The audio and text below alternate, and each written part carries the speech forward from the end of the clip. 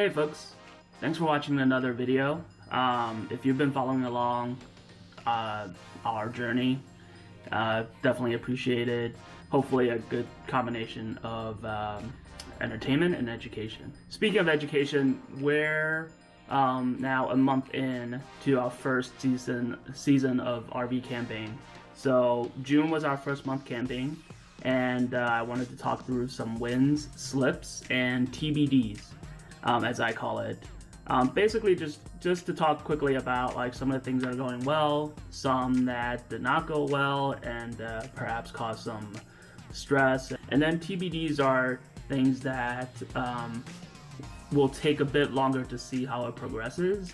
And there's definitely movements within the three categories as we move along. So this is the initial list for June 2020, which was our first month of RV camping. Okay, let's get into the wins. First is towing and backing up. From the time I picked up the trailer and took it home from my first time backing up, I think it's something that you definitely start to get a good feel of the more that you do it. So I've gotten pretty comfortable with towing, and backing up has slowly but surely come along. Especially when we think about backing up to my driveway, which is sloped. So that's been good, because I think towing can be a bit of a stressor. When I first started towing, I would say to Michelle, like, my mouth is dry. And she's like, you want water? I'm like, I don't think that'll help because I'm too nervous. And I think by the end of June, by the end of our second trip, actually, I think I was starting to get used to it. Where I was like, my mouth is not as dry. So you could tell physiologically and psychologically, you know, when you've been able to make some progress. So that's the first win. The second win is always being on a lake, being near some body of water. When we went to Salt Lake a couple weeks ago, and a buddy of ours brought his pontoon, it was a really good combination of us and our rig being a perfect campground where all the land activity happened. And then, you know, other than that, we were just spending a lot of our daytime on the water and on Salt Lake, either hanging out or fishing. Even for a long weekend, like, that's a great experience to have. And it's so relaxing to be on the water, and it's so relaxing to wake up next to the water. So that's always a plus. The next one is the Blackstone grill that I got for specifically for our camping season, and we've been using it since our first trip. Used it extensively when we were up at Salt Lake. Pretty versatile. You can make a lot of different things. There's definitely some stuff that I want to try out on there as I get deeper into it. But that has been a welcome addition to the camping experience. Now to some slips. The first one is setting up in a storm, or setting up in rainy weather, or setting up in any kind of conditions when you're trying to rush, and that just does not go over well. Our first time out, or during our shakedown trip, you know, we were trying to race against the clock because there was a storm coming in. By the time we had backed into our site, it started to rain. There was thunder and lightning, which, if you're standing outside amongst trees, it definitely amps up your anxiety a little bit. So unfortunately, we rushed it. We started to unhook the trailer from the vehicle without having our wheels chocked, and the whole thing slid back, and the tongue jack almost slipped off the leveling blocks. And that was a pretty scary moment because we almost biffed it, like right there, 15 minutes into our first camping experience. Probably may have broken a tongue jack, who knows. But once that happened, we kind of slowed down, and we said, okay, let's just hook back up and let's just think about what we were missing. So we did that, and then that's when we realized that, oh man, we forgot to chock the wheels. So had to re-level again, chock the wheels this time, and then finally was able to unhook, and that was our first night camping. So definitely not like a rosy way to start. The second part also a learning experience if you're traveling with pets is making sure you're not breaking any behaviors or habits that you have at home when you're on the road. Of course, there are new ones that would be created, but for us, what really killed us the first weekend was the fact that we threw Kitty off of her feeding schedule. Typically at home, she gets dry food during the day, and then she gets a packet of wet food at night. We worked to get to this point at home, and when we got to the campground during our shakedown trip, probably because of all the anxiety and from setting up in a storm and just realizing like, wow, we almost screwed it up. Like, we were just probably still pretty anxious, and that caused us to break away from her schedule. So we were like, she has her dry food, she'll be fine. You know, she'll last throughout the night. Did not happen. Ran all over us the entire night until basically, I think the first night she ran all over us, and then the next morning we're like, maybe she just needs her wet food. So we gave her wet food the next morning. She devoured it. Clearly that was what she was looking for.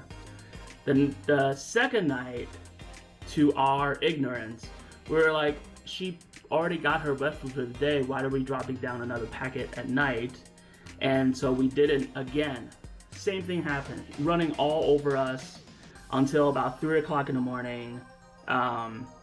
We finally got up. We were like, let's just give her her wet food. So we give her her wet food, drop it down. Lo and behold, she did not bother us again. So stuff like that in terms of, I guess, I don't know if it's cat specific, but making sure you are able to keep what kind of behaviors or habits that you've created, so that you don't get into the situation that we got into. Because that first weekend, I think we slept probably about 2 hours each night. Still managed to get some stuff done during the day, but man, the evenings and dealing with the cat was no bueno. So that was the second slip. Definitely a good learning experience from that. So some of the TBDs, as I like to call it, or these are things that, like, whether or not it has worked well for us or it hasn't, is to be determined. And there are a couple of things there. First one I'll say is our tow mirrors. And the reason I bring that up, and I'm pretty sure people are going to comment about it, but I have my rearview mirrors faced pretty far out, so it's not like I don't really see. I can see the side of the car, but I can't see too much of the side. My focus for the mirror is mainly on the lane next to me, or the area next to the car. But I have it facing pretty far out, where I could kind of see pretty well what's happening in the lane next to me, on both sides, actually. So on my trip home, when I lost both towing mirrors, something already happened on the way home.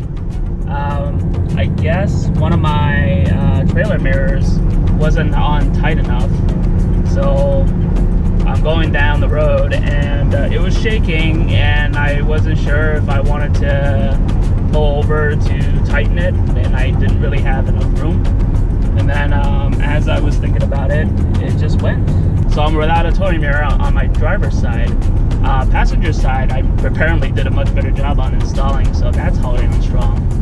But other than that, the drive has been pretty smooth. Well, the other one flew off, so clearly those are not really good tow mirrors.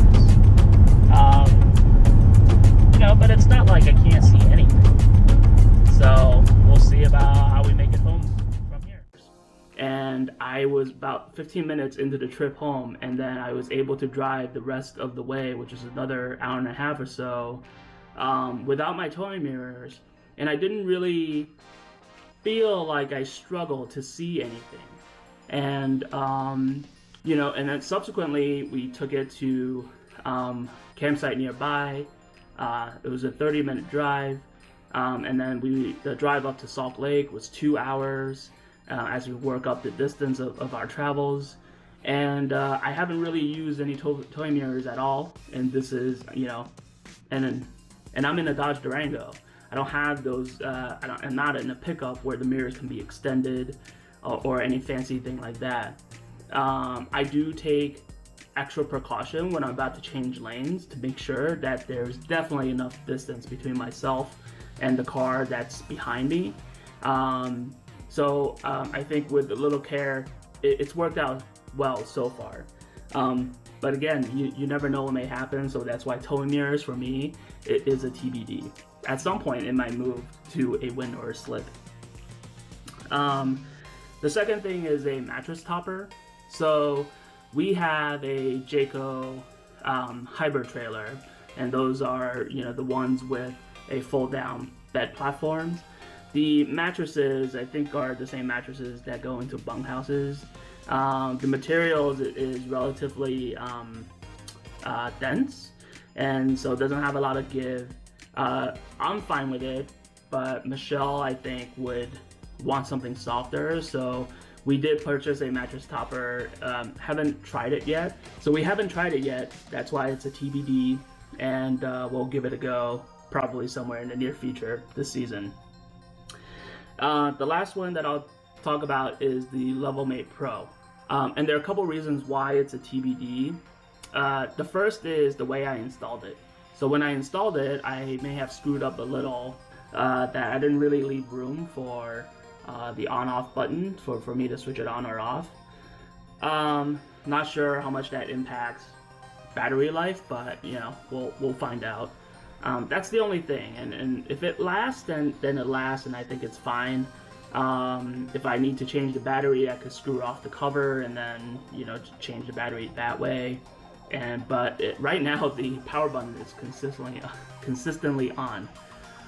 So that's the first reason. The second reason is the connection has not been always consistent when I need it. So it might take a few times to actually connect. A couple of times, I think, when we went up to Salt Lake, it just didn't even want to connect at all. And it's a Bluetooth connection, so I don't know why it wouldn't.